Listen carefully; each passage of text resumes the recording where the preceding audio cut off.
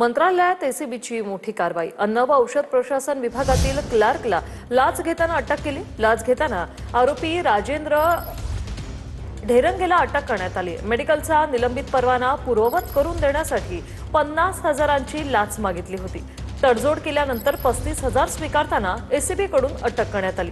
मंत्रालयातल्या दुसऱ्या मजल्यावर सापळा रचून ही कारवाई झाल्यानं चर्चा आहे। तर मंत्रालयात खुलेआम लाचखोरी आणि कमिशनखोरी सुरू असं हर्षवर्धन सपकाळ म्हणतात।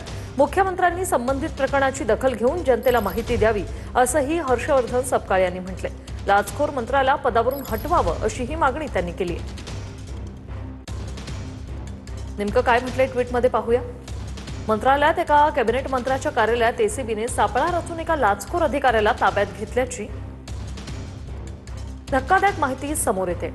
महाभ्रष्ट युती सरकारच्या कारकिर्दीत मंत्रालयात खुलेआम लाचखोरी आणि कमिशनखोरी सुरू आहे। पुन्हा एकदा असं स्पष्ट झालंय, जनतेची कामं पैशाशिवाय होत नाही अशी परिस्थिती निर्माण झाली ही अत्यंत गंभीर बाब आहे। मुख्यमंत्र्यांनी संबंधित प्रकरणाची दखल घेऊन जनतेला माहिती द्यावी आणि लाचखोर मंत्र्यांना पदावरून हटवावं।